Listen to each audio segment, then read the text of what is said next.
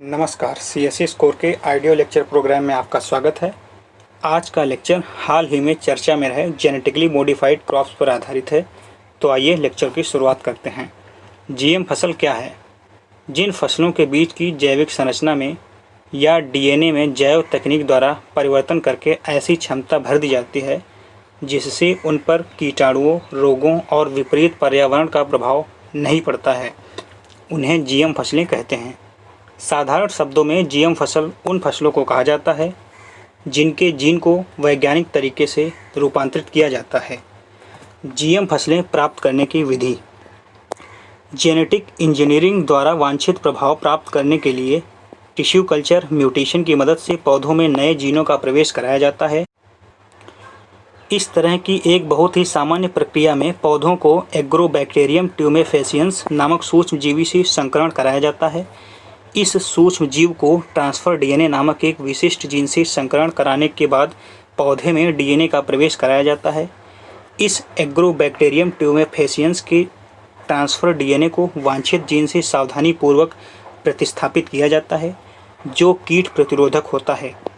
इस प्रकार पौधों के जीनोम में बदलाव लाकर वांछित गुणों वाली फसल प्राप्त की जाती है। भारत में बीटी कपास एकमात्र अनुमति प्राप्त जीएम फसल है जिसमें मिट्टी में मौजूद बीटी जीवाणु के साथ दो विदेशी जीन के संकरण से प्राप्त किया जाता है। ये जीन कपास की फसल को सामान्य पिंक बॉलवॉर्म नामक कीट से बचाव के लिए एक विषाक्त प्रोटीन के स्रावण में सहायता करते हैं।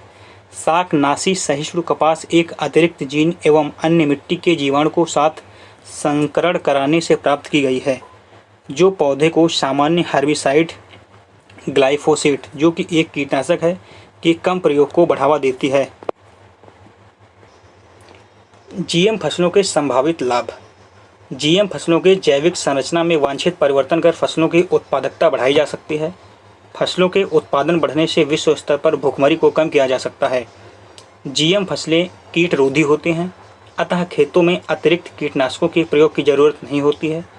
जीएम फसलें बाढ़ रोधी और सूखा रोधी प्रवृत्ति की होती हैं जिससे इन फसलों पर प्रतिकूल पर्यावरण का प्रभाव कम पड़ता है। जीएम फसलों में पोषक तत्वों की मात्रा को भी बढ़ाया जा सकता है। जीएम फसलों के नुकसान। जीएम फसलों की लागत अधिक होती है क्योंकि इसके लिए हर बार नया बीज खरीदना पड़ता है। जीएम फसलों को स्वास्थ्य, पर्यावरण और जैव विविधता के लिए हानिकारक माना जाता है।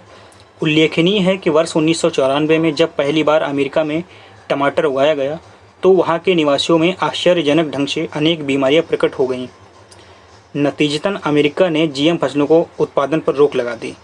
उल्लेखनीय है कि भारत के कृषि मंत्रालय की स्थायी संसदीय समिति की रिपोर्ट ने भी 2009 में खुलासा किया था कि इन बीजों से उपजाई गई फसलें मनुष्य व अन्य सभी जीवों की स्वास्थ्य व शरीर के अंगों पर प्रतिकूल असर डाल रही हैं। भेड़ों पर किए गए परीक्षण में जब उन्हें बीटी कपास के बीज खिलाए गए तो उनके गुर्दे, फेफड़े, जननांग और हृदय के वजन व आकार में आश्चर्यजनक कमी देखने में आई। विदित हो कि वर्ष 2002 में भारत में जीएम बीज से कपास की खेती की अनुमति दी गई है। तब से महाराष्ट्र में कपास उगाने की लागत इतनी बढ़ गई है कि वहाँ के किसान बर्बाद हो गए हैं। विदर्भ के किसानों ने सबसे ज़्यादा आत्महत्याएं इसी बर्बादी के कारण की। गौरतलब है कि बीटी बीजों की वजह से बहुत सारे परंपरागत बीजों का वजूद ही समाप्त हो गया। राष्ट्रीय पोषण संस्थान हैदराबाद के अनुसार बीटी बीज की वजह से बैगन की स्थानीय किस्म मुट्टुगुल्ला बुरी तरह से प्रभावित हुई। अब देखते हैं भारत में जीएम फसलों की कानूनी स्थिति। भारत में जेनेटिक इंजीनियरिंग मूल्यांकन समिति पर्यावरण, वन एवं जलवायु परिवर्तन मंत्रालय के अंतर्गत स्थापित सांविधिक निकाय है जो जीएम फसलों के वाणिज्यिक उत्पादन के लिए अनुमति प्रदान करता है। वर्ष 2002 में जीईएसी ने बीटी कॉटन के वाणिज्यिक उत्पादन की अनुमति दी थी। तब से अब तक देश का 95% से अधिक कपास क्षेत्र बीटी कपास के अंतर्गत आ गया है।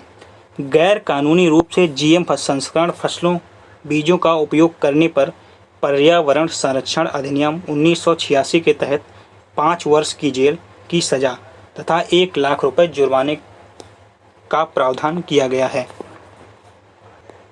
इसी के साथ आज के ऑडियो लेक्चर को यहीं पर समाप्त करते हैं। धन्यवाद।